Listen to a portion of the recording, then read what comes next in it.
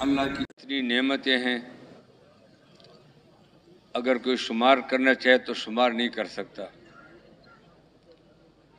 اور ہر نعمت بڑی نعمت ہے،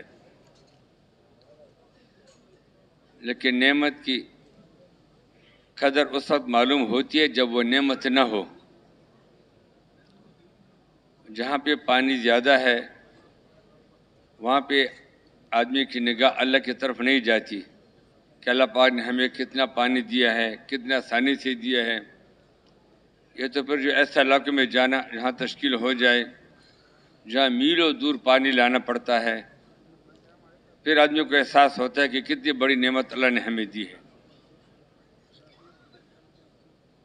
اس طرح ہر نعمت بڑی نعمت ہے۔ ہوا اللہ پاک نے پیدا کی ہے، اگر تھوڑے وقت کے لیے ہوا بند ہو جائے تو زندہ رہنا مشکل ہو جاتا ہے۔ ایک ساتھی نے بتایا کہ والد صاحب بیمار ہو گئے، اسپتال میں آکسیجن لگانے کی ضرورت پڑ گئی تو ہزاروں روپے خرچہ ہمارا ایک دن کا آ جاتا۔ اللہ پاک نے کیسے مفت میں دی ہے، کوئی خرچہ نہیں ہے، کوئی بل جمع نہیں کیا، اللہ کی ہوا کو استعمال کر رہے ہیں۔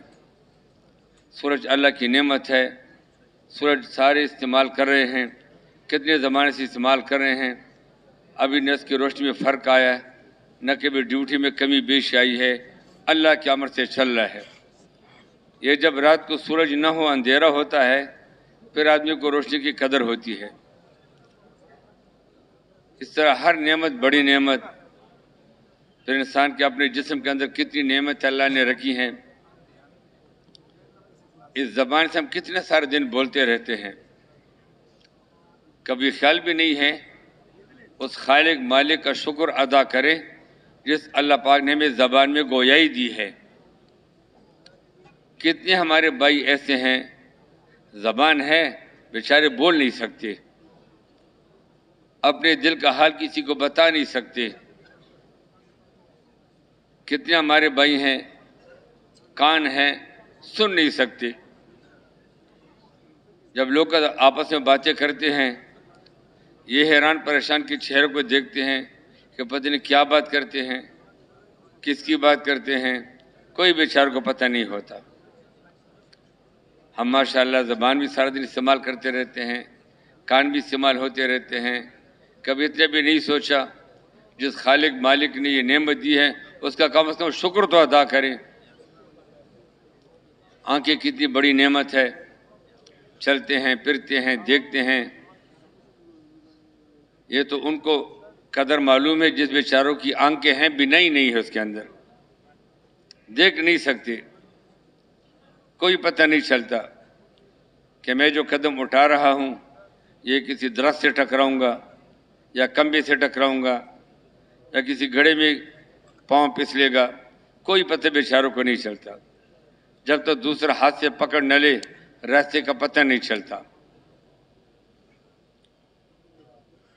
ایک ساتھی تھا، ساتھیوں نے اس کو دعوت دی، کالی اینکیں پہنے ہوئے تھا کہ میں آنکھوں کی علاج کے لیے جا رہا ہوں۔ ساتھیوں نے کہا اللہ پاک آپ کو صحت دے دی، آپ کی آنکھیں اللہ ٹھیک کر دے۔ کہ میں نے تو اللہ سے دعا مانگی ہے کہ اللہ یا تو میری آنکھیں ٹھیک ہو جائیں نہیں تو پھر مجھے موت دے دے۔ ساتھیوں نے فرمایا کہ بھائی زندگی تو بہت بڑی نعمت ہے، آخرت کی تیاری کا موقع ہے، آپ کیوں اسی دعا مانگتے ہیں؟ تو کہنے لگا میں اس کو سوچتا ہوں جب ایسا وقت ہو کہ میں راستے پہ چلوں مجھے راستہ نظر نہ آئے، اپنے گھر کا دروازہ نظر نہ آئے، اپنے گھر میں کوئی لے جائے پھر اپنے کمرے کا دروازہ بھی نظر نہ آئے، پھر کمرے میں کوئی لے جائے اپنی چارپائی کا پتہ نہ چلے، اور جب کھانے کے لیے بیٹھوں تو مجھے یہ پتہ نہ ہو کہ روٹی کہاں رکھی ہے، سالن کہاں رکھا ہے، پانی کہاں رکھا ہے، چٹنی کہاں پڑی ہے، کیسے تو میرے لیے موت ہی اچھی ہے۔ ہم کتنی استعمال کرتے آنکھوں کو؟ کبھی سوچیں اس خالق مالک کا شکر تو ادا کریں جس اللہ نے ہمیں آنکھیں دی ہیں۔ ہر نعمت بڑی نعمت ہے۔ ایک ساتھی بتا رہے تھے ایک جگہ پہ گئے، ایک بوڑھی عورت بھیک مانگ رہی تھی، اللہ کے شان اس کے دونوں ہاتھ اوپر سے نہیں تھے، تو گلے میں تیلا لٹکایا تھا کندھے پہ، لوگ اس میں پیسے ڈال دیتے. تو ساتھی نے کام کھانے کے لیے ہوٹل میں گئے تو یہ بڑھیا بھی بھیک مانگتے مانگتے ہوٹل کے قریب سے گزر رہی تھی. تو ہوٹل کا مالک بڑا اچھا آدمی تھا، رحم دل تھا. اس نے اس کو بلا کے بٹھایا اور اپنے خادموں سے کہا اس کو بھی کھانا کھلا دو. ایک کونے میں بیٹھ گئی. اس کے سارے سالن اور روٹی جب رکھا گیا، ہم نے کہا اس کے تو ہاتھ ہے نہیں، اب یہ کہے گی کیسے؟ ہم اس کی طرف دیکھتے رہے. پھر بڑا دکھ ہوا جب اس نے دائیں پاؤں کے پنجے کو بائیں پانچے سے رگڑ کے صاف کیا، پھر پاؤں سے نوالا بنایا، اس کو شوربہ گو کے پھر منہ کی طرف لے گئی. کیونکہ یا اللہ اس ہاتھ سے ہم کتنی نعمت استعمال کرتے ہیں، کبھی سوچے بھی نہیں. ایک جگہ تشکیل ہو گئی تھی، وہاں پہ اس مقامی ساتھیوں نے کہا کہ یہاں پہ ایک مریض ہے، نوجوان ہے، اس کی ذرا عیادت بھی کر لیں، تسلی بھی کر دیں. تو جماعت میں ایک ڈاکٹر بھی تھا، اس کے پاس گئے تو نوجوان تھا، 35 سال کا نوجوان تھا. اللہ کے شان ایکسیڈنٹ میں اس کی کمر کی ہڈی ٹوٹ گئی تھی، تو ناف سے نیچے بدن میں حرکت نہیں تھی، یہ بے جان تھا. ڈاکٹر نے تسلی بھی دی، کہا کہ بس اصل میں اس کا علاج مشکل سے ہوتا ہے، ناممکن ہے. اس جوان نے کہا کہ میں نہیں چاہتا کہ پھر میں جوان ہوں، چلوں پھروں، گاڑی چلاؤں، بس اتنا ہے کہ میں پڑے پڑے کروٹ نہیں لے سکتا. تو ایک کروٹ پہ لیٹے لیٹے کئی دنوں بعد یہاں پہ زخم پیدا ہو جاتا ہے. پھر رشتے دار کروٹ دیتے دوسری طرف، تو جتنے میں پہلے والا زخم ٹھیک ہوتا ہے دوسری طرف زخمی ہو جاتا ہے. بس اتنا ہو سکے کبھی 2-4 دن بعد میں ایک کروٹ خود لے سکوں، اتنے میرے علاج ہو جائے. اب کتنی کروٹیں بدلتے ہیں، کبھی کسی نے سوچا ہے، کبھی گنی بھی ہیں، کبھی دائیں کبھی بائیں، کبھی دائیں کبھی بائیں. تو ہر نعمت کا شکر ادا کرنا. اور علماء فرماتے شکر 2 قسم کا ہے. ایک زبان سے شکر ادا کرنا بڑی بات ہے، شکر اللہ نے آنکھیں دی، زبان دی، بدن دیا، صحت دی. اور یہ فرمایا کہ اصل شکر یہ ہے کہ جو نعمت اللہ نے دی ہے ایسی استعمال ہو جائے کہ دینے والا اللہ خوش ہو جائے.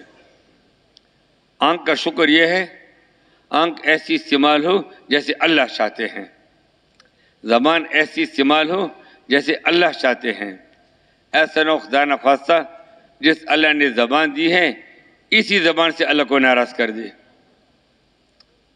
تو ہر نعمت کا شکر یہی ہے جیسے میرے اللہ چاہتے ہیں ویسے استعمال ہو جائے کہ دینے والا خالق، مالک، رازق وہ خوش ہو جائے. اور یہ ساری نعمتیں بڑی ہیں، لیکن ان سب نعمتوں میں جو سب سے بڑی نعمت ہے وہ ایمان کی دولت ہے.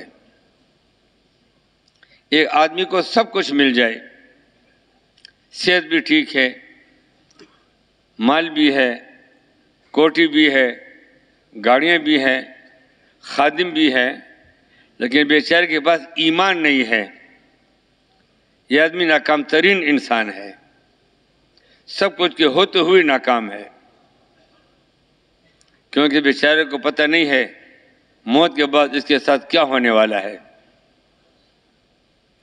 اور ایک انسان ایسا ہے جس کے پاس ظاہر میں کچھ بھی نہیں ہے، اندھا ہے، لنگڑا ہے، بھوکا ہے، پیاسا ہے، مکان نہیں ہے، کھانے کے لیے کچھ نہیں ہے، کپڑے پٹے پرانے ہیں، لیکن ہے ایمان والا. یہ 100% کامیاب ہے، یہ ایمان والا ہے. اس کی وجہ سے جہنم میں نہیں جائے گا کہ تو اندھا تھا اس لیے جہنم میں جائے گا. اس پہ تو اللہ اس کو اجر دیں گے، اس پہ نیکیاں ملیں گی. جس نعمت کی کمی ہوگی اس پہ اجر ملے گا، اس کے سوال سے بچ جائے گا. جس کی آنکھیں اللہ نے دی نہیں ہے اس آنکھوں کے بارے میں کوئی پوچھے بھی نہیں جائے گا کہ آنکھیں کیسے استعمال کی ہے، اللہ نے دی نہیں ہے. تو مومن کے لیے کوئی مسئلہ نہیں ہے کیونکہ اس کے پاس ایمان کی دولت ہے. اور کافر بیچارہ جتنا بھی اس کے پاس ہوگا جتنا ہمیں خوشی میں نظر آتا ہے، نعمتوں میں نظر آتا ہے، لیکن اتنے بڑے نقصان کی طرف جا رہا ہے جس کو یہ سوچ بھی نہیں سکتا۔ اس کے موت کا وقت جب آتا ہے تو 500 فرشتے اس کی روح نکالنے کے لیے آتے ہیں، اور کس ایسی حالت میں آتے ہیں؟ جہنم کے ہاتھ کے کوڑے ہاتھ میں ہوتے ہیں، اور 500 فرشتے پٹائی شروع کرتے ہیں، اور ملک الموت علیہ السلام جہنم کی آگ کا انگارہ اس کے توڑی کے نیچے رکھ دیتے ہیں، اور اس کی پٹائی شروع ہو جاتی ہے، اور اس کی روح کو نکال کے جگہ جگہ روکتے ہیں، پاؤں کے انگوٹھے سے نکالتے ہیں، پھر پنجے میں روکتے ہیں، پھر ایڑی میں روکتے ہیں، پھر جگہ جگہ پہ روکتے ہیں کہ تکلیف اور زیادہ ہو جائے۔ اب ہمیں اتنی تکلیف ہوتی ہے، موسیٰ علیہ السلام سے پوچھا گیا کہ موت کے وقت کی کوئی کیفیت بیان فرما دیں۔ ارشاد کا مفہوم ہے، ایسی حالت ہوتی ہے جیسے زندہ بکری سے اس کی کال اتاری جائے، نہ اس کی جان نکلتی ہو نہ بھاگ سکتی ہو، اور یا پرندے کو، زندہ پرندے کو گوشت آگ کے اوپر بھونا جائے، نہ اس کی جان نکلتی ہو نہ وہ اڑ سکتا ہو۔ اس سے زیادہ تکلیف موت کے وقت میں ہوتی ہے۔ میں کہ بعض لوگ قیامت کے دن اٹھیں گے، اس دن تک موت کی تکلیف کا احساس ان کو ہوگا۔ اور حضور پاک صلی اللہ علیہ وسلم کے ارشاد کا مفہوم ہے، اگر تمہیں اتنا معلوم ہو جائے تو پھر مردوں کو دفنانا چھوڑ دو گے، اتنی سخت تکلیف موت کے وقت ہوتی ہے۔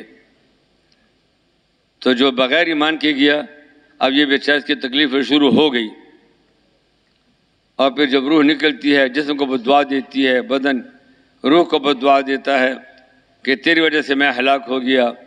پھر یہ بیچارہ قبر میں جاتا ہے، قبر پہلے سے انتظار میں بیٹھی ہے، کیا کہ جتنے بھی لوگ چلتے تھے تجھ سے زیادہ نفرت تھی، اب تو میرے حوالے ہوا، میرا سلوک بھی دیکھے گا۔ قبر اتنی تنگ ہو جاتی ہیں کہ پسلیں ایک دوسرے میں گھس جاتی ہیں، اور جہنم سے اشتہے مسلط ہو جاتے ہیں، جہنم کی طرف سے کھڑکی کھول دی جاتی ہے، اور اتنے بعض سانپ اتنے زہریلے ہیں، سنے علماء سے ایک مرتبہ جب ڈسے گا 70 ہاتھ زمین کے اندر چلے جائے گا۔ دنیا میں جتنے بھی کسی کے مارو، زور سے مارو، ایک انگلی بھی زمین کے اندر نہیں گھستا، چاہے جتنی نرم زمین ہو، اور یہ ایک مرتبہ جب ڈسے گا 70 ہاتھ زمین کے نیچے چلا جائے گا، پھر اوپر آئے گا، پھر ڈسنے شروع ہو جائے گا، پھر نیچے، قیامت تک یہ معاملہ ہوتا رہے گا۔ اور پھر قیامت کا دن 50,000 سال کا دن، کوئی سایہ نہیں، کوئی رشتہ دار نہیں، کوئی بچانے والا نہیں، کوئی مدد کرنے والا نہیں۔ اب یہ بیچارہ 50,000 سال تک پریشانی میں رہے گا۔ اتنے لوگ تنگ ہو جائیں گے کہ اللہ بس ہمیں جہنم میں پھینک دو، یہاں سے ہماری جان چھوٹ جائے۔ پتہ نہیں ہوگا کہ آگے پھر اس سے زیادہ کتنی سختیاں ہیں۔ تو یہ بیچارہ قیامت کے دن 50,000 سال بھی پریشانی میں، جو بغیر ایمان کے گیا، اور اس کے بعد اس کو جہنم میں پھینک دیا جائے گا۔ تو جہنم میں جب جائے گا تو 100 سال کے لیے نہیں، 1 لاکھ، 1 کروڑ، 1 کروڑ سال کے نہیں، ہمیشہ جہنم کی آگ میں جلے گا، کوئی بچنے کا راستہ نہیں ہے۔ چیخے گا، پکارے گا، اس کی پکار نہیں سنی جائے گی۔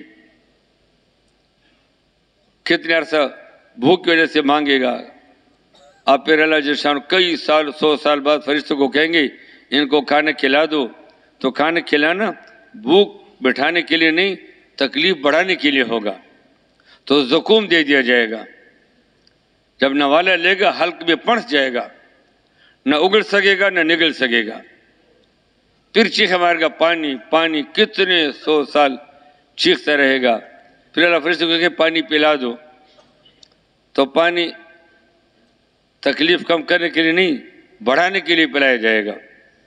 تو جہنم کی تہہ میں جو جہنمیوں کا پوئی اور لہو خون گھولتا ہوا، وہ اس کے سامنے کر دیا جائے گا، اتنا ابلتا ہوگا اس کے چہرے کا سارا گوشت گر جائے گا اس میں، پھر بھی یہ پیے گا۔ تو نوالا تو کیا آنتڑیں بھی نیچے نکل کے گر جائیں گی، ایسے اس کے گرد گھومیں گی جیسے گدھا چکے کے گرد گھومتا ہے۔ تو وہاں کیا مصیبت ہے ہمیشہ کے لیے، اس لیے جو سب سے بڑی نعمت ہے وہ ایمان کی دولت ہے۔ ہم اللہ کا شکر ادا کریں، اللہ نے ہمیں ایمان دیا ہے۔ ایمان والے کا اللہ کے یہاں کتنی بڑی قیمت ہے۔ اگر ایک ایمان والا بھی کمزور ایمان والا باقی اعمال چھوٹ گئے، صرف اللہ کا نام لے رہا ہے، جب تک ایک بھی ایسا آدمی زمین پہ ہوگا، زمین کا سارا نظام چلتا رہے گا، آسمان کا نظام چلتا رہے گا، سورج چاند ستاروں کا نظام چلتا رہے گا، ہوائیں چلتی رہیں گی، بارشوں کا نظام چلتا رہے گا، لیکن اگر جب ایک بھی آدمی اللہ کا نام لینے والا دنیا سے چلا جائے، اس کو موت آ جائے، پھر اللہ جل شانہ سارے کائنات کو ختم فرما دیں گے۔ پہاڑ روئی کی گاروں کی طرح اڑیں گے، سمندروں پہ آگ لگ جائے گی، انسان سب کچھ نظام ختم ہو جائے گا جب ایمان والا ختم ہوگا۔ تو ایمان، کمزور ایمان والے کتنی بڑی قیمت ہے۔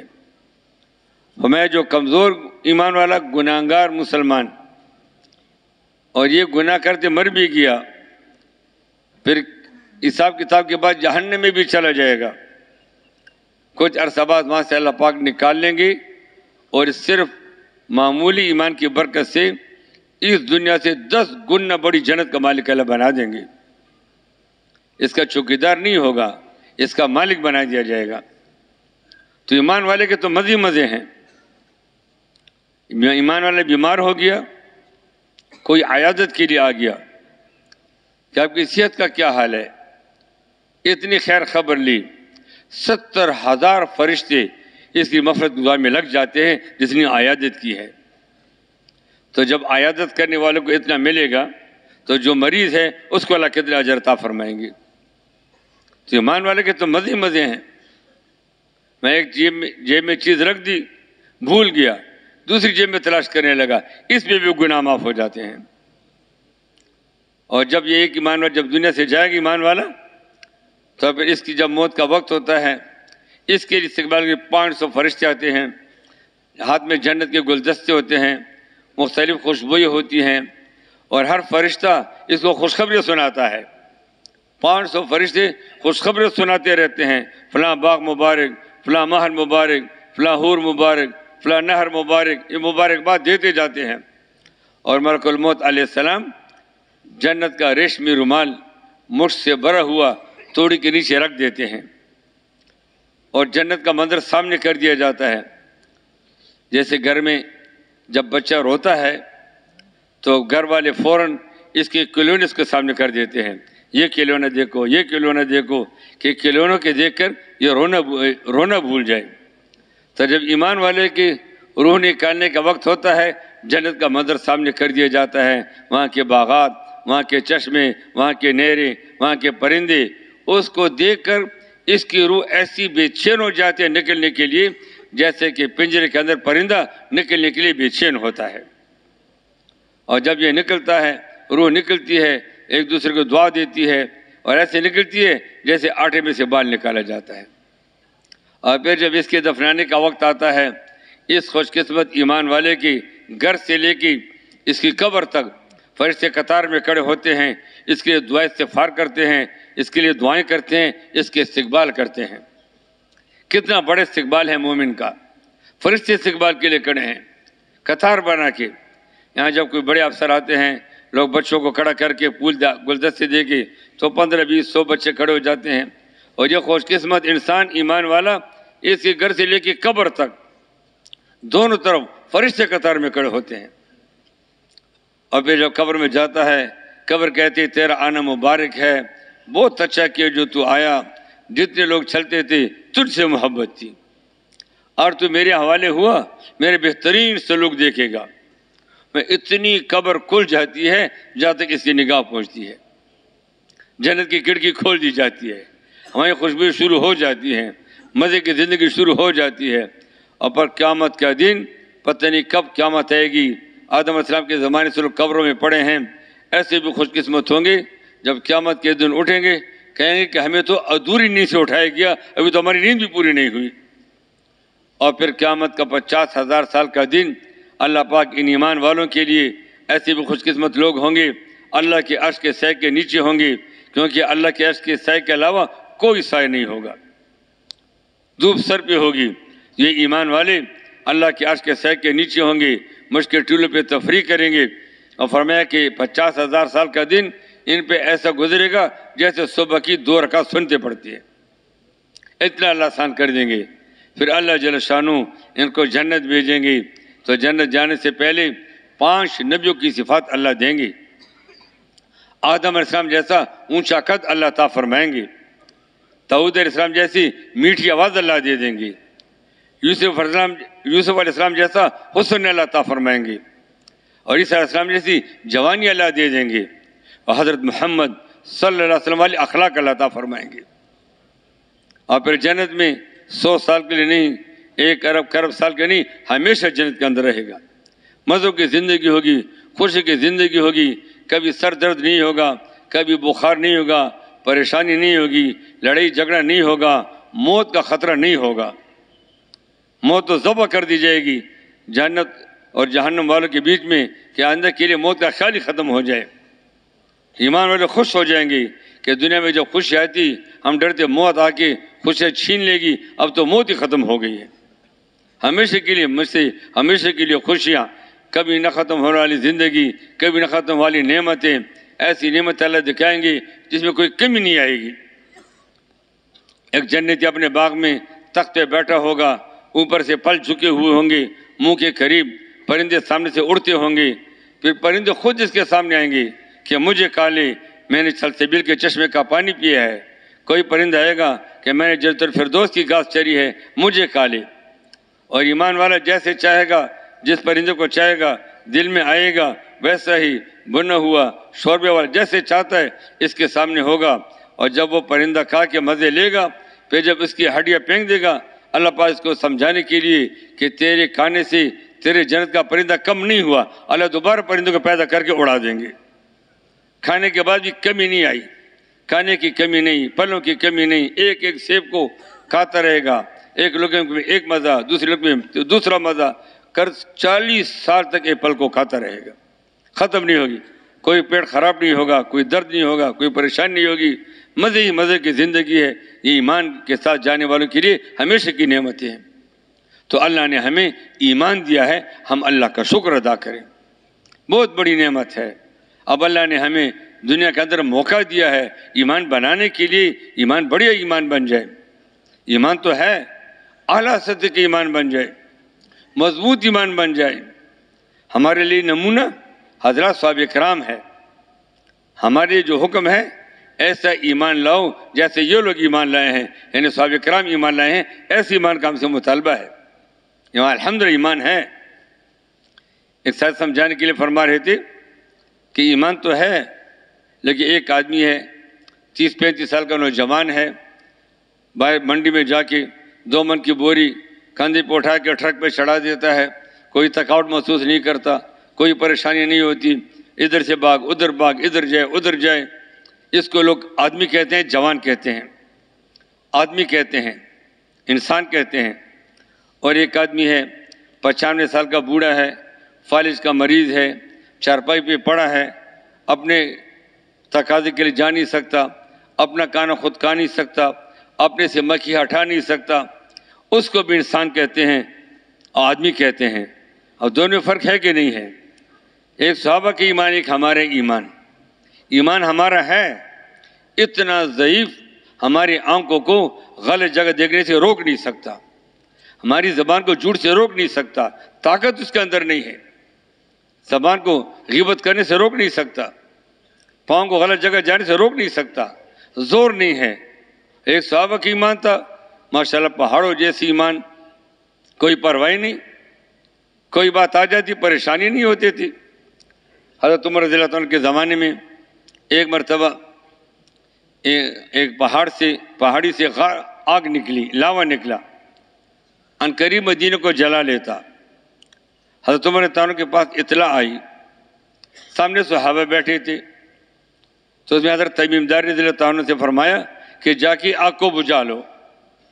کہ حضرت میں کہاں، میرے بس کے نہیں ہے، معذرت کی. پھر فرمایا کہ جا کے آگ کو بجھاؤ. پھر انہوں نے معذرت کی کہ میرے صاحب میرے بس کا نہیں ہے، یعنی میرے ایمان اس سطح کا نہیں ہے. پھر فرمایا کہ آگ کو بجھاؤ. تو امیر کا حکم ماننے کے لیے کھڑے ہو گئے اور کپڑا لے کے آگ کو تپڑ مار رہے ہیں. تپڑ مار رہے ہیں، آگ پیچھے ہٹتی جا رہی ہے. جس سوراخ سے آگ نکلی تھی اسی سوراخ میں دوبارہ چلی گئی. اس کے بعد 1400 سال ہو گئے، دوبارہ وہ آگ نہیں نکلی.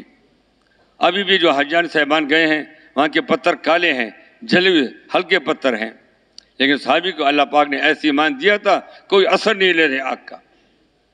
تو صحابہ کرام بنے ہوئے لوگ تھے، ایمان بنا ہوا تھا، ہر حال میں بنے ہوئے تھے. دنیا کی محبت نکل گئی تھی، ایمان کی محبت دل میں تھی، آخرت کی محبت دل میں تھی. یہ صحابہ کرام ہمارے لیے نمونہ ہے. دنیا کی چیزوں کا اثر نہیں لیتے تھے، سامنے آخرت تھی. حضرت ابوبکر صدیق رضی اللہ عنہ خلیفۃ رسول اللہ صلی اللہ علیہ وسلم ہیں، امیر المومنین ہیں. اور گھر والوں نے کہا ایک دن کہ کئی دنوں سے کوئی میٹھی چیز کھانے کو دل کرتا ہے.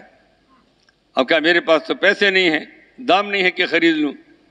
تو گھر والوں نے کہا چلو ہم روزانہ کے پیسے میں تھوڑا تھوڑا بچا کے کچھ جمع کر لیں گے. آپ نے اجازت دے دی. پتہ نہیں کتنی مشقت برداشت کی ہوگی، کتنی مشکل سے کچھ پیسے جمع کیے ہوں گے. کچھ رقم جمع کر کے حضرت ابوبکر صدیق رضی اللہ عنہ کو دے دی. تو انہوں نے کیا فرمایا کہ تجربے سے پتہ چلا کیسے کم میں بھی گزارا ہو سکتا ہے. تو جتنا جمع کیا تھا وہ بھی بیت المال میں جمع کرا دیا، اور آئندہ کے لیے اپنی وظیفے سے اتنی رقم کم کر دی. ایسے آخرت کا شوق، دنیا کی چیزوں سے اثر ہی نہیں لیتے تھے. محبت، اعمال کی محبت. ایک مرتبہ حضرت عمر رضی اللہ عنہ جا رہے تھے، اپنے گورنروں کی خیر خبر لیا کرتے تھے. غالباً حضرت ابو عبیدہ بن جراح رضی اللہ عنہ شام کے گورنر تھے. کتنا بڑا علاقہ تھا شام کا، اب کئی ملک اس کے بن گئے ہیں. اب پورے علاقے کا گورنر امیر المومنین جا رہے ہیں. ساتھی سے کہا کہ اس کے دیکھو گی اس کا کوئی خادم نہیں ہوگا، گھر پہ دروازہ نہیں ہوگا، کوئی چراغ نہیں ہوگا. واقعی رات کو گئے، ایک جگہ جھونپڑا سا تھا. کہا یہ گورنر صاحب کا یہ گھر ہے. اندر گئے، اندھیرا تھا، کوئی پردہ نہیں تھا، کوئی دروازہ نہیں تھا. جب اسے سلام کر کے گلے ملنے لگے تو کہنے لگے لگتا ہے کہ عمر آ گئے ہیں. کہ ہاں میں عمر ہوں. کہا کھانا کھایا ہے؟ کہ کھانا تو نہیں کھایا. تو اندھیرے میں ہاتھ ڈھکے پانی کا پیالہ لیا، اس میں پانی ڈالا، اوپر اندھیرے میں ہاتھ لگایا، ایک تیلے میں سے روٹی نکالی، خشک روٹی، اس کے ٹکڑے کر کے پانی میں بھگو دیے. اس کا ذرا صبر کر دو یہ نرم ہو جائے. اور پھر جب نرم ہو کے کھانے لگے ہمیں کہ اس کو اور مزیدار کر دیں، کہ کر دیں. تو نمک اٹھا کے اس کے اوپر تھوڑا نمک ڈال دیا.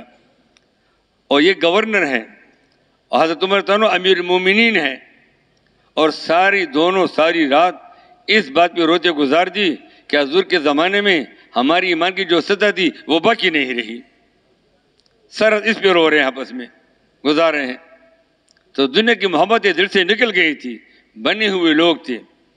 حضرت عمر رضی اللہ عنہ کے پاس کچھ صحابہ نے سوچا حضرت عمر رضی اللہ عنہ عمر بھی زیادہ ہو گئی، ذوق بھی ہو گیا، ان کا کھانا بھی کوئی ڈھنگ کا نہیں ہے، اب کام ان پہ زیادہ ہو گیا. پورے اللہ پاک نے کتنے ملک مسلمانوں کی فتح میں ملکیت میں دے دیے. تو ان کا ذرا کھانا ذرا اچھا ہو جائے اور لباس بھی ذرا اچھا ہو، سواری بھی ذرا مناسب ہو. اس کے لیے چاہتے تھے کہ ان کا ذرا وظیفہ بڑھا دیا جائے، یہ اپنا کھانا ذرا اچھا کر دیں. اب کسی کی ہمت نہیں ہو رہی حضرت عمر رضی اللہ عنہ کو یہ عرض کر دیں کہ آپ ذرا کھانا اچھا کر دیں. حضرت علی رضی اللہ عنہ بھی بیٹھے ہیں، بڑے بڑے صحابہ بیٹھے ہیں، کس کی ہمت نہیں ہے. آخر میں مشورہ کیا. حضرت حفصہ رضی اللہ عنہ ام المومنین ہے، حضرت عمر رضی اللہ عنہ کی بیٹی ہے، ان کی جا کے خدمت میں عرض کر دیتے ہیں، ان کے ذریعے سے رائے معلوم کر لیں گے. ان کے پاس گئے، پردے میں ساری بات عرض کر دی، اور پھر یہ بھی فرمایا کہ دیکھو ہمارے نام نہ بتانا. حضرت عمر رضی اللہ عنہ تشریف لے آئے. حضرت حفصہ رضی اللہ عنہ نے ساری بات کی کہ آپ کا ذرا کھانا مناسب ہو جائے، کوئی ڈھنگ کا ہو جائے، خود بھی اچھا کھائیں، ساتھوں کو بھی اچھا کھلائیں، لباس بھی کچھ عمدہ ہو، کوئی سواری بھی اچھی ہو، باہر سے وفد آتے ہیں. تو فرمایا کہ آدمی کون تھے, کون آیا تھا؟ میں کہ نام تو نہیں بتاؤں گی, اگر مجھے ناموں کا پتہ چل جائے میں ان کی ایسی پٹائی کر دوں ان کے چہرے کے رنگ بدل جائیں. پھر ہمیں تو ہی بتا, گھر والے تو زیادہ جانتے ہیں گھر والوں کو, تیرے گھر میں حضور کا کھانا کیسے تھا, حضور کا لباس کیسے تھا, حضور کا بستر کیسے تھا؟ اب وہ بتا رہی ہیں, رو رہی ہیں, بتا رہی ہیں. حضرت عمر رضی اللہ عنہ بھی رو رہے ہیں. حضور کا کیا کہا, کبھی 2 وقت پیٹ بھر کے جو کہ روٹی کھانے کو نہیں ملی. اور ایک بستر تھا, فرمایا چادر کو دوہرا کر کے بچھاتے تھے. ایک رات میں نے چورا کر کے بچھا دیا. حضور نے کہا تم نے بس کے ساتھ کیا کیا تھا؟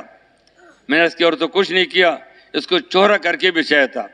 میں کہ ایسے ہی کر دو جیسے پہلے تھا, اٹھنے میں سہولت ہوتی ہے, مفہوم ہے. پھر فرمایا کہ آدمیوں تک یہ بات پہنچا دیں کہ میرا ایک ساتھی چلا, ایک اندازے پہ چلا, اپنی منزل پر پہنچ گیا. پھر دوسرے نے پہلے کے قدم بہ قدم اس کی اتباع کرتے ہوئے اسی کے راستے پہ چلا, وہ بھی جا کے اس کے ساتھ مل گیا. اب تیسرے نے چلنا شروع کر دیا ہے, اگر ان کی ترتیب پہ چلے گا تو ان سے مل جائے گا, ورنہ اپنا راستہ بھٹک جائے گا. آخرت سامنے تھی, بنے ہوئے لوگ تھے, دنیا کی چیزوں کا اثر نہیں لیتے تھے. انصار صحابہ ایک مرتبہ آئے, آپ نے دیکھا کہ ہمارے باغات میں پانی کا مسئلہ ہے اور بہت نیچے سے پانی نکالنا پڑتا ہے, الگ کے راستے میں جانے کے تقاضے ہوتے ہیں. ہم جا کے حضور سے مطالبہ کرتے ہیں, درخواست کرتے ہیں کہ ہمارے پانی کا بندوبست ہو جائے. اب پورا منصوبہ کر کے آئے. جب حضور کے پاس پہنچنے لگے تو پہلے سے جبرائیل السلام آ گئے, کہا جی انصار جو بھی مانگیں گے ان کو ملے گا. حضور نے فرمایا مرحبا انصار, خوش آمدید, مرحبا. پھر فرمایا حضور نے اے انصار, آج تم لوگ جو کچھ بھی مانگو گے وہ تمہیں مل جائے گا. اب پورا منصوبہ کر کے آئے ہیں, پانی کا مطالبہ, نہر کا مطالبہ کرنے آئے ہیں. اب جو حضور نے فرما دیا کہ تم جو بھی مانگو گے ملے گا, تو اندر کوئی اور چیز تھی. اپنے باغات وہ ایک دوسرے کی طرف آنکھوں میں دیکھا, اشارہ کیا, یہ تو حضور تو دینے کے موڈ میں ہیں, نہر کو کیا کریں گے, پانی کو کیا کریں گے, گزر ہی جائے گا, ہم تو حضور سے اپنے لیے مغفرت کی دعا کرا دیں. حضور نے فرمایا اللہ انصار کی مغفرت فرما, ان کے اولادوں کی بھی مغفرت فرما, ان کے اولادوں کے اولادوں کی بھی مغفرت فرما, ان کے غلاموں کی بھی مغفرت فرما, ان کے پڑوسوں کی بھی مغفرت فرما. خوش آ گئے, دنیا مانگنے گئے تھے, دین مل گیا. اندر دنیا کی محبت تھی نہیں, ایسے بنی ہوئے لوگ تھے. تو اللہ جل شاہ نے حضرات صحابہ کرام کو صفات عطا فرمائی تھی, ہر صفات میں بڑے ہوئے تھے. تو ہمارے لیے نمونہ صحابہ کرام ہے, ایمان میں بڑے ہوئے, اللہ کے ساتھ تعلق میں بڑے ہوئے. جو بھی مسئلہ آتا نگاہ اللہ کی طرف جاتی, اللہ کی بڑائی دل کے اندر تھی, مخلوق سے اثر نہیں لیتے تھے. بلال رضی اللہ عنہ پٹائی ہو رہی ہے, کوڑے مارے جاتے ہیں, زمین پہ لٹا کے پیٹ پہ پتھر رکھا جاتا ہے, اندر سے ایک ہی آواز ہے, احد احد, اللہ ایک ہے, اللہ ایک ہے, اللہ ایک ہے. اندر کی بات, بنا ہوا ایمان تھا, کوئی اثر نہیں لیتے تھے. کہ واٹر پروف گھڑی ہے, اس کو پانی میں ڈالو کوئی اثر نہیں کرتا پانی. صحابہ کرام ماحول پروف تھے, کسی ماحول کا اثر نہیں ہوتا تھا. بنے ہوئے لوگ تھے, اللہ کے ساتھ تعلق بنا ہوا تھا, محنت کرنے والے لوگ تھے. ساری چیزیں اللہ کے ساتھ, جو بھی مسئلہ آتا اللہ کی طرف متوجہ ہو جاتی. اور صحابہ کرام دیکھتے کہ اس وقت میں میرے نبی نے کیا کیا ہے. ہر وقت میں نگاہ حضور کے پاس جاتی. حضور علیہ السلام کے زمانے کے بعد بھی ایک صحابی آ گئے, تھوڑا اندھیرا ہو گیا. ایک صحابی سے پوچھا حضرت انس رضی اللہ عنہ سے کہ جب حضور کے زمانے میں اندھیرا ہو جاتا آپ لوگ کیا کرتے؟ میں اللہ کی پناہ, حضور کے زمانے میں تو ہوا بھی تیز چل پڑتی, ہم ساری مسجد کی طرف بھاگ جاتے تھے, مسجد کی طرف چلتے تھے. ایک ایک بات کا پوچھتے تھے میرے نبی اس وقت میں کیا کیا ہے. ہر حال میں حضور کی اتباع کرنے والے, اور عبادات میں ایسے بڑے ہوئے, ماشاءاللہ اعمال کے اندر ایسے بڑے ہوئے, اعمال میں مزہ آتا تھا. نماز ایسی بنی ہوئی ماشاءاللہ کہ نماز میں کھڑے ہوتے جیسے کوئی لکڑی کھڑی ہو, زمین کے اندر گڑی ہوئی ہو, کوئی حرکت نہیں کرتے تھے. بعض کے اوپر تو پرندے آ کے بیٹھ جاتے تھے, ایسے خوشبو والی نماز ہوتی تھی. نماز میں مزہ آتا تھا. اور 2 صحابہ کا جو واقعہ ہے, ایک مہاجر ایک انصاری صحابی, ایک مرتبہ کسی غزوہ میں حضور نے پہرے کے لیے مقرر کیا, آپس میں مشورہ کیا اگر دونوں ساری رات جاگتے رہیں گے ایسا نہ کسی وقت میں غلبہ ہو جائے اور دونوں کی آنکھ لگ جائے, تو چلو ایک نماز ایک چوکیداری کریں گے, ایک آرام کرے گا. انصاری صحابہ کی پہلی باری آئی, اب اس نے سوچا کہ ویسے کھڑے ہونے کے کیا فائدہ، چلو نماز کی نیت باندھ کے 2 رکعت نماز پڑھ لوں گا۔ اب نماز میں کھڑے ہو کے مزہ آ گیا۔ اب نماز میں کھڑے کھڑے دور سے دشمن نے دیکھا کہ آدمی کھڑا ہے، اس نے تیر مارا اور تیر لگ گیا، جس سے میں بے ہوش ہو گیا، نکالا، پھر نماز میں کھڑے ہیں۔ اس نے دوسرا تیر مارا، دوسرا بھی لگ گیا، پاس گرا نہیں، جس سے میں بے ہوش ہو گیا، مچھر نے نہیں کاٹا، تیر گھسا ہے، پھر بھی نماز میں کھڑے ہیں۔ پھر تیسرا تیر آ گیا اور تیسرا بھی لگ گیا۔ اب یہ نماز مختصر کر کے ساتھی کو اٹھایا۔ ساتھی جب اٹھا دشمن تو دیکھ کے بھاگ گیا کہ پتہ نہیں اور کتنے ہوں گے۔ اپنے ساتھی نے دیکھا 3 جگہ سے خون بہہ رہا ہے کہ مجھے پہلے کیوں نہیں اٹھایا؟ تو کیا جواب دیا کہ میں نماز پڑھ رہا تھا، نماز میں ایک سورت شروع کی تھی، دل نہیں چاہ رہا تھا کہ سورت ختم کرنے سے پہلے رکوع کر لوں۔ اب یہ خیال آیا کہ حضور نے جو ذمہ داری دی ہے اس میں کمی نہ آ جائے۔ اللہ کی قسم اگر یہ ڈر نہ ہوتا میں مر جاتا، سورت ختم کرنے سے پہلے میں رکوع نہ کرتا۔ اب کس درجے کی نماز ہوگی، اور نماز پہ کتنی غیرت ہے۔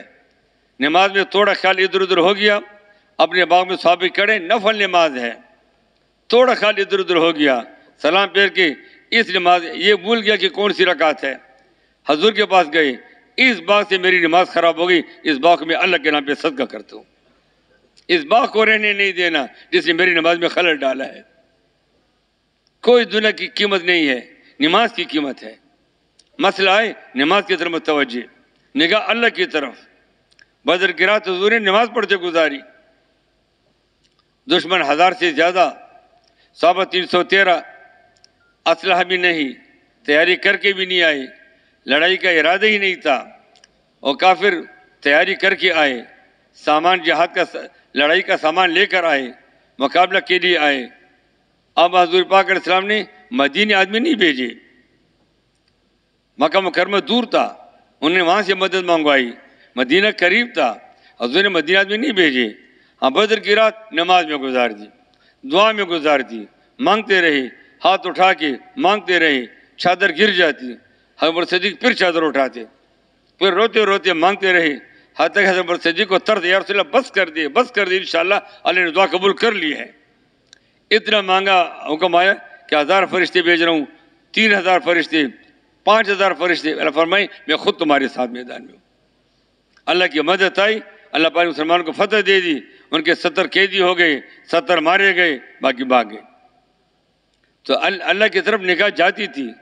اعمال ایسی مزے والی نمازیں ہوتی تھی کہ کھڑے ہو کے رشک آتا تھا۔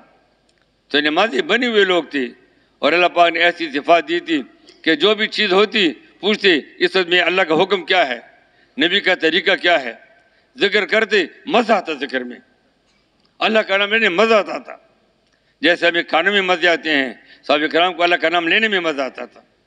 اللہ پاک نے کتنی نعمتیں دی ہیں، اللہ نے آسان کر دیا ہے۔ مومن تو چلتے بھی رہے، پھرتے رہے، سبحان اللہ الحمدللہ، جنت کے اندر درخت لگتے چلے جاتے ہیں۔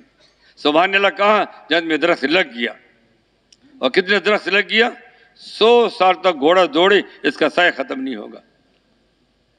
اور یہ نہیں کہ صرف سایہ مل گیا، اتنی زمین بھی مل گئی جس میں 100 سال تک گھوڑا دوڑتا ہے، اور جنت کی ایک گھوڑے کے برابر زمین ساری دنیا اس کی قیمت ادا نہیں کر سکتی۔ ایک سبحان اللہ پہ کتنی بڑی زمین مل گئی، اللہ کے نام پہ کتنا مزہ آتا ہے۔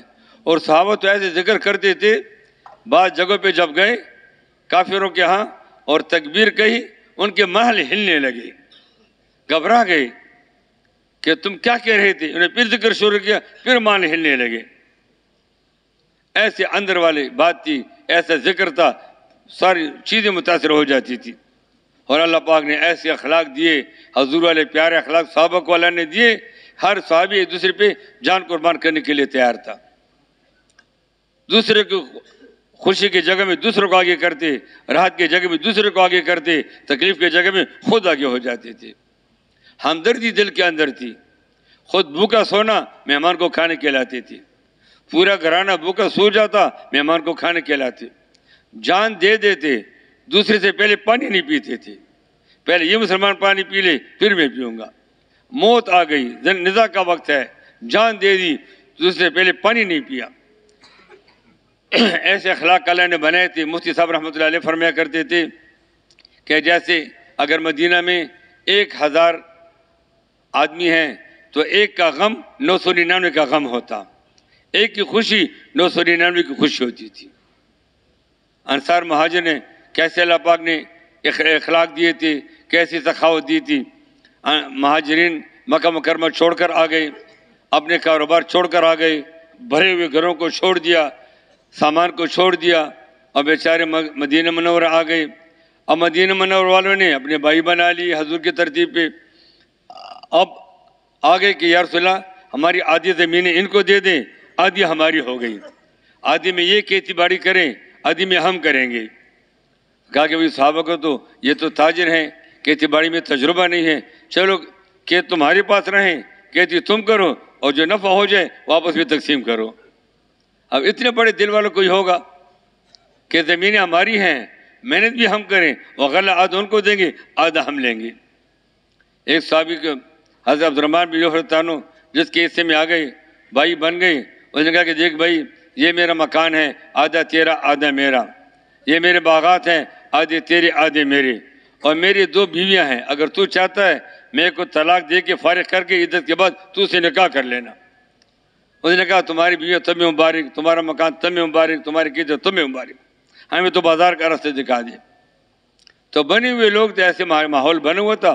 پھر جب کھجوریں پک کے آ جاتی، تیار ہو جاتی، تو اب یہ انصار یہ کرتے کہ ایک ڈیری چھوٹی لگاتے ایک بڑی لگاتے کہ ان میں سے کون سی لینا ہے لے لیں۔ تو مہاجر بھی صحابہ تھے، وہ چھوٹی ڈیری لے لیتے، بڑی ان کے لیے چھوڑ دیتے۔ ان کے اندر یہ اکرام تھا۔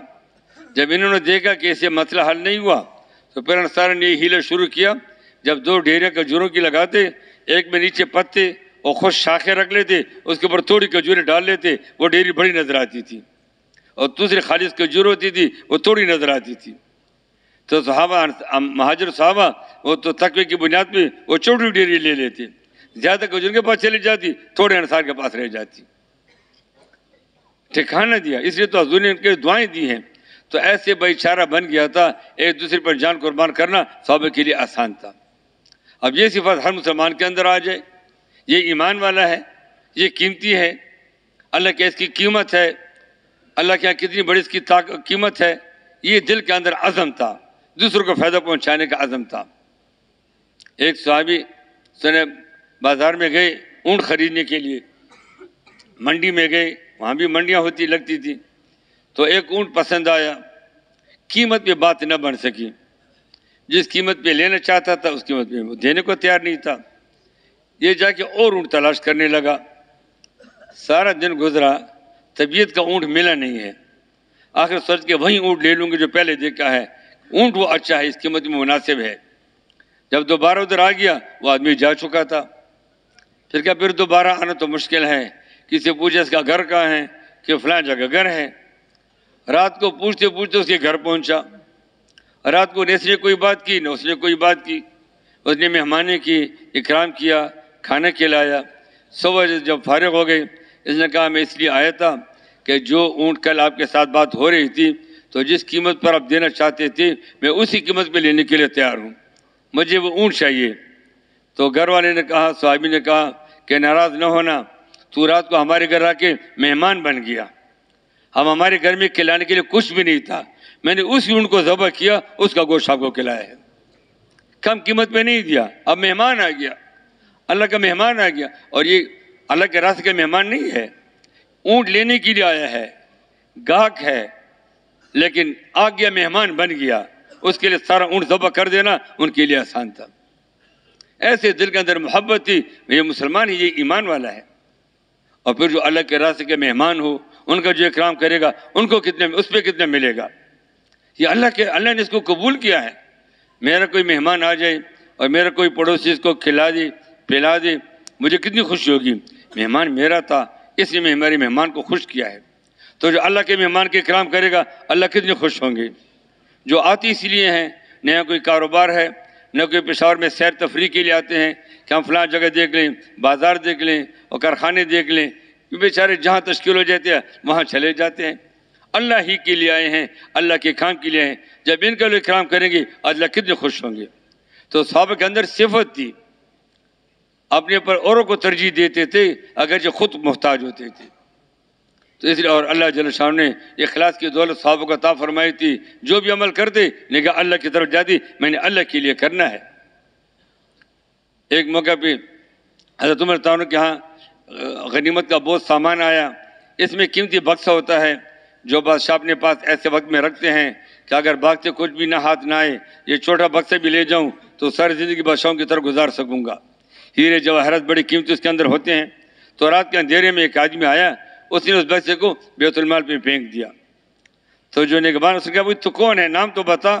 کہ میرے نام کو وہ جانتا ہے جس کے لیے میں نے کیا ہے. کوئی دنیا میں بدلہ لینا نہیں ہے. جس ملک میں بھی جاتے تمہارا ملک ہمیں نہیں چاہیے, تمہاری چیزیں نہیں چاہیے, تم ایمان لے آؤ ہم تو سے واپس چلے جائیں گے. اندر کا جذبہ تھا.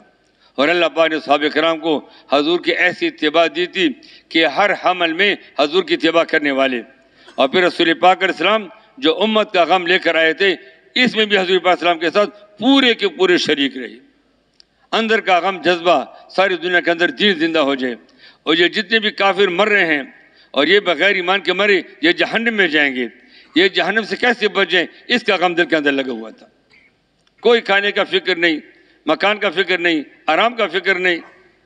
یہ مال دولت تو شروع میں جب رسول پاک علیہ السلام نے شروع میں دعوت شروع کی تو مکہ کے سردار بڑے بڑے ابو طالب صاحب کے پاس آئے کہ آپ اپنے بتیجے کو سمجھا دیں کہ اللہ کی طرف بلانا چھوڑ دیں, تبلیغ کرنا چھوڑ دیں. اگر اس کا کوئی مطلب ہوگا, کوئی غرض ہوگی, اگر اس کی غرض ہے کہ میں مال والا بن جاؤں, ہم سارے مال جمع کر کے اس کو اتنا مال دے دیں گے, ہم سب میں زیادہ مال والے یہی ہوں گے. اگر بڑائی کا جذبہ ہے, سرداری چاہتے ہیں, ہم سارے قبیلے والے مل کے اسی کو بڑا سردار بنا دیں گے. اور اگر یہ کہ شادی کرنا چاہتا ہے تو جہاں اس کی مرضی ہے ہم اس کی نکاح شادی کرا دیں گے. یہ دعوت والا کام چھوڑ دیں. اب کتنی بڑی پیشکشی ہوئی. ہم لوگ ہوتے کیا سوچتے, تو بڑا اچھا ہو جائے گا, رشتہ دار بہت ہو جائیں گے, میری بات مانیں گے, مال زیادہ ہوگا, لوگوں پہ خرچہ کروں گا اور جو ہے نا سردار بن جاؤں گا, لوگ میرا حکم مانیں گے. لیکن رسول پاک صلی اللہ علیہ وسلم کو جب پتہ چلا تو کوئی بلانے کے لیے بھیجا. راستے میں آ رہے تھے تو جب پہنچا ابو طالب صاحب نے کہا دیکھ بھتیجا, میرے اوپر اتنا بوجھ ڈال جس کو میں برداشت کر سکوں, اور تیرے کو ہم یہ باتیں کہتی ہیں. اب جو حضور نے سنا تو یہ دل میں خیال آئے کہ لگتا ہے چچا بھی میرے تھک گئے مدد سے. مفہوم ہے ہمیں کہ چچا آنکھوں میں آنسو آ گئے کہ اگر یہ سورج کو اتار کے میرے دائیں ہاتھ میں رکھ دے اور چاند کو اتار کے میرے بائیں ہاتھ میں رکھ دے تب بھی میں اس کام کو نہیں چھوڑوں گا. یا تو اللہ کا دین پہ لگا, یہ سے میری جان چلی جائے گی. ایک غم تھا اندر, چیز مقصد نہیں تھا. یہ جتنے لوگ بغیر ایمان کے مر رہے ہیں یہ مر کے جہنم میں جا رہے ہیں. یہ جہنم سے کیسے بچ کے جنت میں چلے جائیں, یہ غم رسول پاک علیہ السلام کو تھا, یہی ہم صحابہ کو تھا. مکہ مکرمہ میں ایک ایک کے پاس جا رہے ہیں, سن لوگوں کی باتیں سن رہے ہیں, غصہ نہیں آتا. مار پٹائی ہو رہی ہے, غصہ نہیں آتا. حضرت سمیہ رضی اللہ عنہ, عمار رضی اللہ عنہ, ان کی پٹائی ہو رہی ہے, حضور پاس سے گزر رہے ہیں اور کیا فرماتے ہیں, اے اہل یاسر صبر کرو, آپ کے ساتھ جنت کا وعدہ ہے. یہ برداشت کر رہے ہیں حضور. کتنے دل میں درد ہوگا جس کے سامنے صحابہ کو تکلیفیں دی جا رہی ہیں. اندر کا غم تھا, ساری برداشت کریں گے یہ لوگ ایمان والے بن جائیں. غصہ نہیں آتا تھا. جیسے کوئی بچہ گندگی میں گر جائے, گندا ہو جائے, ماں اس کو دھوتی ہے, نہلاتی ہے, یہ بچے روتا ہے, چیختا ہے, ماں کے بال نوچتا ہے, تپڑ مارتا ہے, چیخے مارتا ہے, لیکن ماں کو غصہ نہیں آتا کہ میں تیری خدمت کرتی ہوں اور تو مجھے لاتے مارتا ہے. اس کو پھینکتی نہیں ہے. کیوں؟ اس کو پتہ ہے میری بچے کوئی پتہ ہی نہیں ہے کہ میں اس کی خیر خواہی میں لگی ہوں. تو رسول اللہ صلی اللہ علیہ وسلم کو غصہ نہیں آتا تھا, صحابہ کو غصہ نہیں آتا تھا. اندر ہمدردی تھی, ان بیچاروں کو پتہ نہیں ہے ان کا کیا بنے گا. غزوہ احد میں ایک کافر نے پتھر مارا, حضور کا دانت مبارک شہید ہو گیا, ہونٹ کٹا, کسی نے گڑا کھودا تھا, پاؤں پھسل گیا, آنکھیں بند ہو گئی. اور جیسے آنکھیں کھولی, کس قسم کا درد ہوگا. جیسے آنکھیں کھولی, پہلی بات جو زبان پہ آئی, اے اللہ میری قوم کو معاف کر دے, یہ مجھے جانتے نہیں ہیں. ان کی وکالت کر رہے ہیں، یہ جانتے نہیں ہیں، ان اللہ کو معاف کر دی۔ اتنا غم جذبہ، یہ ایمان والے بن جائے، بغیر ایمان کے دنیا سے نہ جائیں۔ ساری قربانی اسی کے لیے۔ شیخ ابی طالب میں 3 سال قید میں رہے، بھوک پیاس برداشت کرتے رہے صحابہ، لین دین بند تھا، آنا جانا کاروبار سب بائیکاٹ تھا۔ کہتے ایک صحابی کہتے میں تو اتنے ایک رات کو بھوک نے پریشان کیا، کوئی چیز کھانے کو نہیں ملی، تقاضے کے لیے گیا، زمین پہ ٹکڑا ملا، اس کو اٹھایا، چمڑے کا ٹکڑا تھا، اس کو اٹھایا، اس کو دھویا، پھر اس کو آگ پہ جلایا، اس کی راکھ کو منہ میں ڈال کے پانی پی لیا کہ تھوڑی بھوک کم ہو جائے۔ کس درجے کی بھوک ہوگی؟ ہمیں اپنی بھوک تو برداشت کر لیتے، لیکن بچوں کا بھوک سے رونا یہ ہماری برداشت سے باہر تھا، لیکن پھر بھی برداشت کرتے رہے، لڑائی جھگڑا نہیں کیا، برداشت کرتے رہے۔ اندر جذبہ تھا، یہ ایمان والے بن جائیں، جہنم کی آگ سے بن جائیں۔ اور اسی محنت کے حضور پاک سلام مہینہ کی گھاٹیوں میں جا کے جب حاجی آتے تھے دور دور سے، ایک ایک کے پاس جاتے، ان سے بات کرتے، اور ادھر حضور بات کرتے، اس کے چچا ابو لہب اس کے پیچھے پیچھے چڑی ہاتھ میں، جب حضور اٹھتے ان لوگوں کے پاس جاتے کہ خبردار اس کی بات مت ماننا، یہ میرا بھتیجا ہے، میں اس کو زیادہ جانتا ہوں۔ تو جس کے پاس کوئی چچا آ کے لوگوں کو اس کی بات نہ سنو، اس کے دل کا کیا حال ہوگا؟ لیکن حضور کو اللہ پاک نے اتنی ہمت دی ہے، پریشان نہیں، پھر دوسرے کے جا کے پھر دعوت شروع کر دی، پھر جا کے دعوت شروع کر دی۔ مشقت برداشت کرنا آسان تھا، لیکن اندر جذبہ تھا، یہ لوگ بغیر ایمان کے دنیا سے نہ جائیں، یہ ایمان والے بن کے جائیں۔ مکہ مکرمہ کو چھوڑنا پڑا، ہجرت کرنی پڑی۔ کیا حال ہوگا اس وقت جب مکہ مکرمہ چھوڑ کے حضور جا رہے تھے؟ جو ہمارے حاجان صاحبان، اللہ پاک سب کو بار بار جانے کی توفیق دی، جب طواف ادا کر کے آتے ہیں دل نہیں کرتا، روتے ہیں، بعض کی تو چیخیں نکلتی ہیں، اور جب بیت اللہ سے جاتے ہیں مڑ مڑ کے دیکھتے ہیں، اور جب سواری میں بیٹھتے ہیں میناروں کو دیکھتے ہیں، جب تک مینار نظر آتے ہیں آنسو تھمتے نہیں ہیں۔ تو جس نے مہینہ ڈیڑھ گزارا اس کا یہ حال ہے۔ حضور کے تو 53 سال مکہ مکرمہ میں گزرے، جوانی وہاں گزری، بچپن وہاں گزرا، مکے سے محبت، بیت اللہ سے محبت، خاندان سارا ادھر مکہ مکرمہ میں۔ جب حضور جا رہے تھے حضور کے دل کا کیا حال ہوگا؟ رو رہے اور جا رہے ہیں، صحابہ رو رہے ہیں جا رہے ہیں، اندر ایک غم تھا، امت کا غم تھا، امت کو ہدایت مل جائے۔ ایک مرتبہ مدینہ منور کے قریب کے راستے میں دو راستے علیحدہ ہو گئے تھے، حضرت ابو بکر صدیق ساتھ تھے، تو رسول پاک صلی اللہ علیہ وسلم کی آنکھوں سے آنسو جاری ہو گئے۔ تو ادھر ادھر دیکھا ابو بکر صدیق نے کہ کیا بات ہوئی یا رسول اللہ، کس بات نے آپ کو رلایا؟ میں کہ راستہ نہیں، یہ راستہ وہ راستہ ہے جو بیت اللہ کی طرف جاتا ہے، بیت اللہ کے راستے کو دیکھ کے دل کو دکھ ہوتا ہے، چھوڑتے ہوئے کیا حال ہوگا؟ کوئی کاروبار کے نہیں چھوڑ رہے، کوئی بڑی جگہ تجارت کے نہیں جا رہے، امت کا غم لے کے جا رہے کہ امت کو ہدایت مل جائے۔ صحابہ بھی جا رہے ہیں، سب کو لوٹ کے جا رہے ہیں۔ ایک صحابی کو راستے میں روک لیا کافروں نے، اس نے کہا دیکھو میرا مال ہے وہ بھی تم لے لو، باندی ہے وہ بھی تم لے لو، باغ بھی لے لو، مجھے چھوڑ دو کہ میں اللہ کے راستے میں چلے جاؤں۔ جان لگا رہے تھے، بڑے گھروں کو چھوڑ کے جا رہے ہیں، کس لیے جا رہے ہیں؟ امت کو ہدایت مل جائے۔ پھر وہاں مدینہ منورہ میں کبھی بھوک، کبھی پیاس، کبھی مشقت۔ ہمارے شریعت اللہ تعالیٰ فرماتی ہیں ایک چاند نکل آتا، پھر دوسرا نکل آتا، پھر تیسرے بھی ہم دیکھ لیتے۔ ہمارے کسی گھروں میں آہ تک نہیں جلی، کسی پوچھا گزارا کیسے کرتے تھے؟ میں کبھی پانی سے کبھی کھجور سے، وہ بھی جب مل جاتی، ڈھیر نہیں لگے تھے کھجوروں کے کہ جب چاہے کھا لے۔ ایک مرتبہ رسول پاک علیہ السلام ایک صحابی کے ساتھ راستے میں جا رہے تھے، زمین پہ گری کھجوریں پڑی تھی، ردی بیکار کھجوریں۔ حضور کھجور اٹھا کے صاف کر کے اس کو کھانے لگے۔ اس صحابی سے فرمایا تو بھی کھا لے۔ یا رسول اللہ یہ تو ردی کھجوریں ہیں، بیکار کھجوریں، دل نہیں کرتا کھانے کو۔ حضور کے ارشاد کا مفہوم ہے کہ میری تو مجبوری ہے، کئی دن سے کچھ نہیں کھایا، بھوک کی وجہ سے کھا رہا ہوں۔ ایک بار حضرت ابو ہریرہ تشریف لائے، رسول پاک صلی اللہ علیہ وسلم نفل نماز بیٹھ کے پڑھ رہے تھے، یہ انتظار میں بیٹھ گئے۔ جب نماز سے فارغ ہوئے عرض کیا رسول اللہ آج میں نے پہلی مرتبہ آپ کو بیٹھ کے نماز پڑھتے دیکھا۔ حضور کے ارشاد کا مفہوم ہے ابو ہریرہ بھوک کی وجہ سے بیٹھ کے پڑھ رہا تھا۔ ابو ہریرہ رونے لگے، حضور نے فرمایا رونا مت، جو دنیا میں بھوک برداشت کرے گا اللہ پاک آخرت کی حساب آسان کر دیں گے. اس قسم کا مفہوم میں بات کر. تو ان چیزوں کا فکر نہیں لگاتا. امت کا غم تھا امت کو ہدایت مل جائے, یہ انسان جہنم کی آگ سے بچ جائیں. ساری قربانیاں, اپنے گھرانے کی قربانیاں.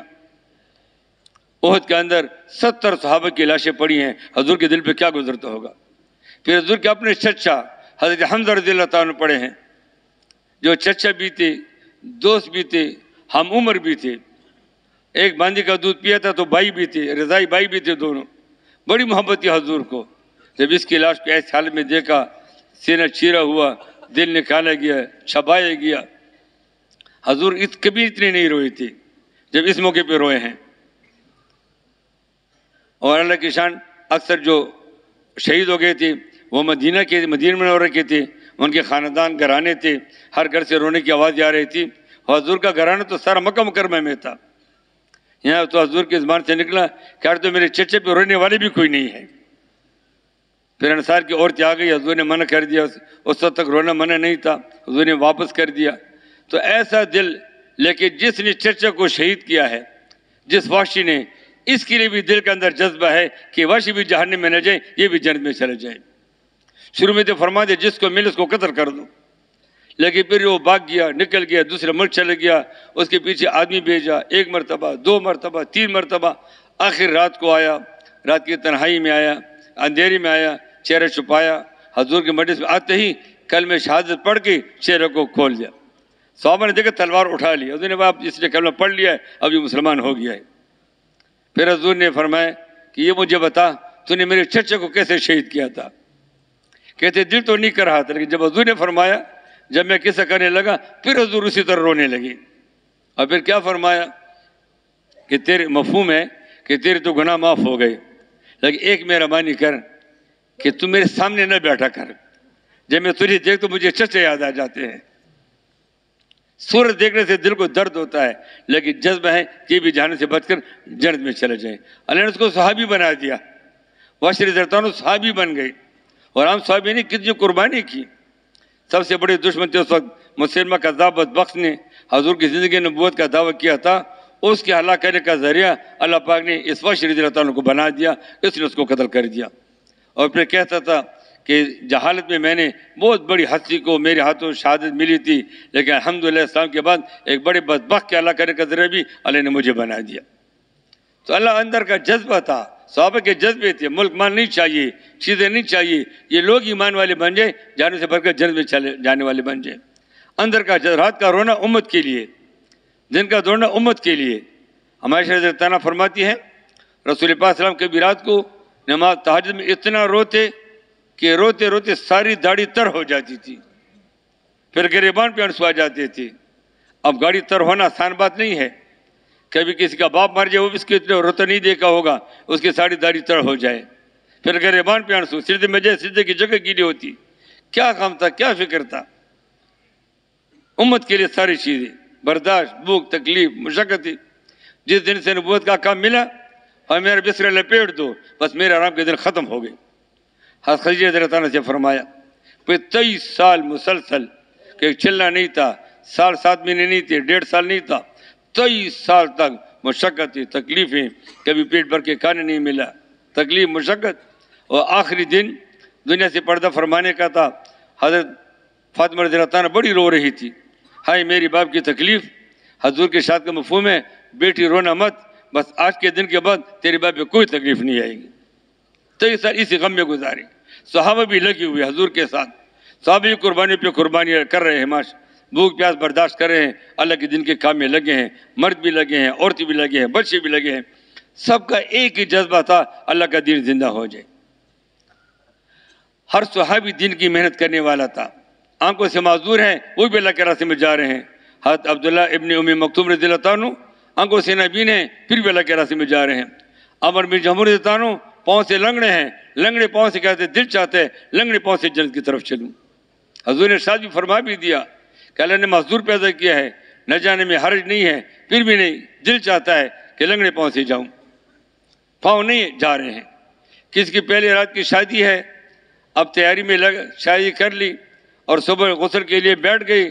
اب آواز آ گئی اللہ کے راستے کی, دین کا تقاضا آ گیا, اتنا برداشت نہیں کر سکتے کہ غسل پورا کر لوں، کہ دنیا تقاضا نہیں تھا، شرعی عمل ہے، لیکن برداشت نہیں ہے، اتنا دین کے درجے کا غم ہوگا. اسی وقت اٹھے کپڑے پہن کے گئے اور لڑتے لڑتے شہید ہو گئے. پھر اللہ نے کتنا اعزاز دیا ہمیں. حضور نے فرمایا کہ فرشتوں کو اس نے غسل دیا، فرشتے نے ان کو غسل دیا. ایک صحابی کہتے ہیں میں حضور کے ارشاد سن کر گیا، جا کے دیکھا تو حضرت حنظلہ کے سر سے غسل کا پانی ٹپک رہا تھا. تو پھر اللہ پاک بھی ایسی شادی کی تیاری میں لگے ہیں، سامان خرید رہے ہیں، تقاضا آ گیا، سامان چھوڑ کے تلوار لے کے اللہ کے راستے میں گئے اور شہید ہو گئے. حضور نے اپنے ہاتھوں سے دفن کیا. جب حضور دفن کر رہے تھے تو آنکھوں میں آنسو تھے. پھر جب دفن کیا چہرے کو پھیرا اور پھر مسکرائے. کسی نے پوچھا کہ آج 3 حالت ہم نے دیکھی. میں کہ غم تو تھا، ساتھی مجھ سے چلا گیا، بڑا قیمتی ساتھی تھا.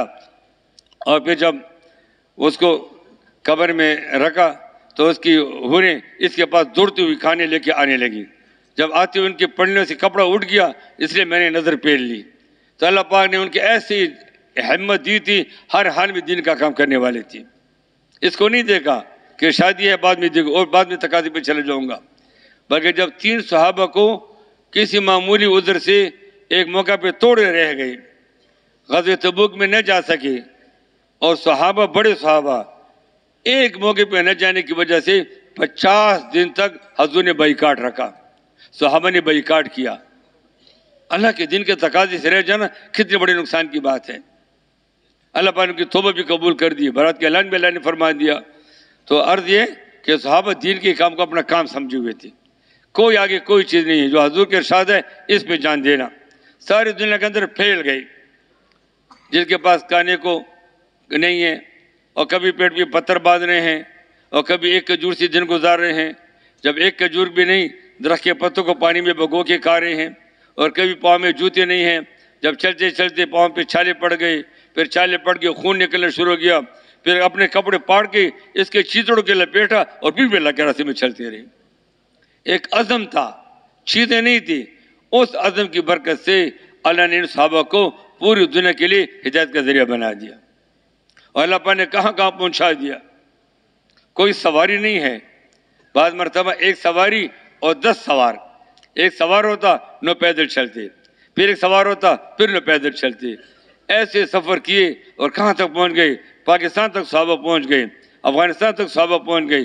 72 صحابہ کی قبریں افغانستان میں ہیں، کابل شہر میں، وہاں پہ آرام فرما رہے.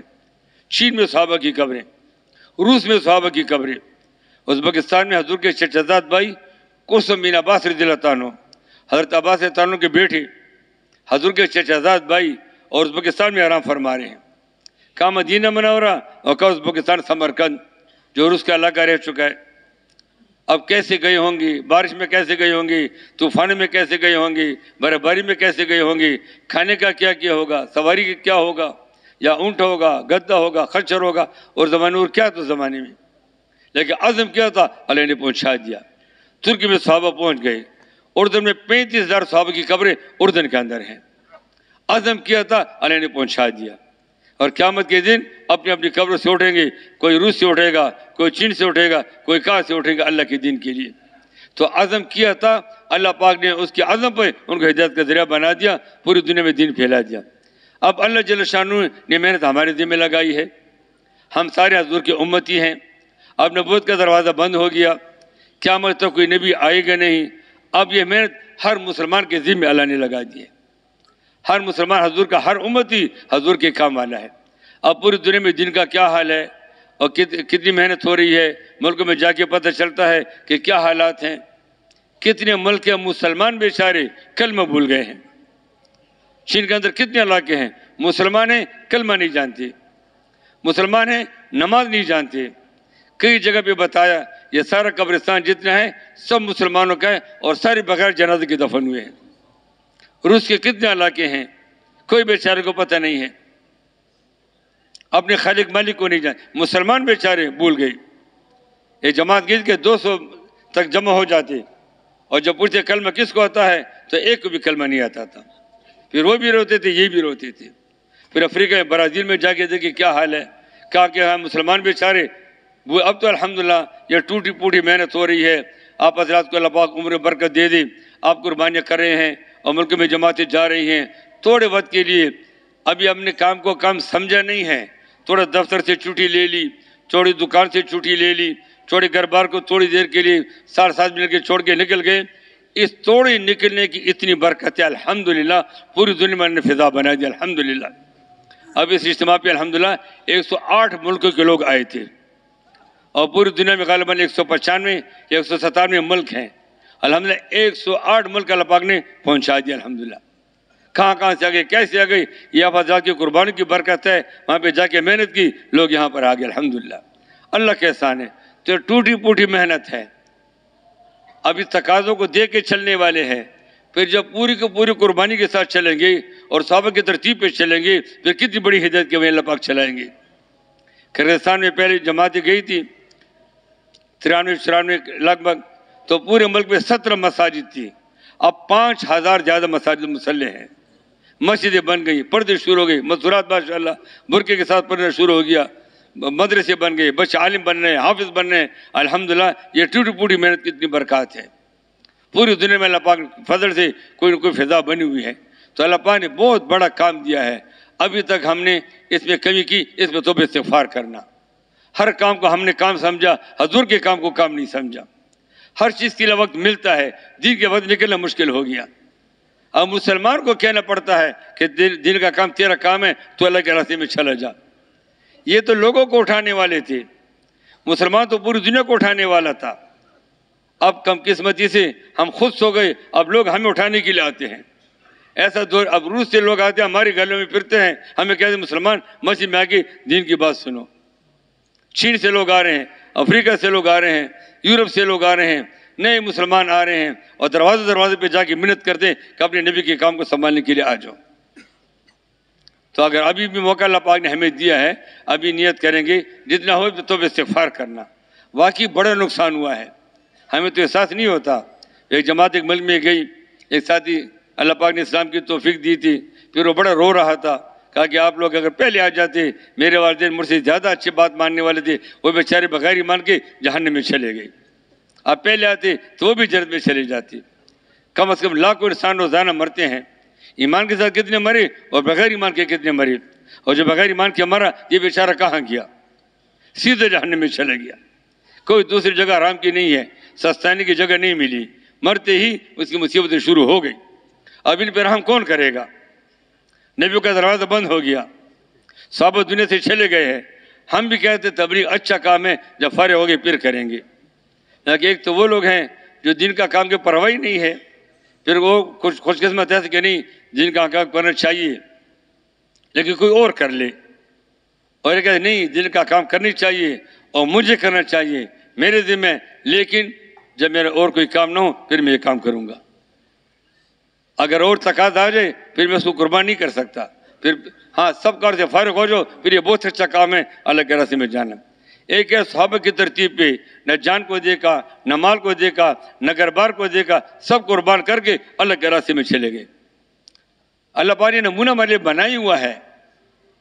تو اس لیے پوری دنیا کی نیت کرنا, تو انشاءاللہ سب کی نیت ہے انشاءاللہ پوری دنیا کے لیے, اور اللہ سے مانگنا, توبہ استغفار بھی کرنا, یا اللہ ہم نے بھی تو کیا نہیں, ہمیں معاف کر دیے, اور پوری دنیا کی نیت کر کے انشاءاللہ نیت کریں انشاءاللہ کہ اللہ پاک ہمیں پورے عالم کے لیے ہدایت کا ذریعہ بنا دی.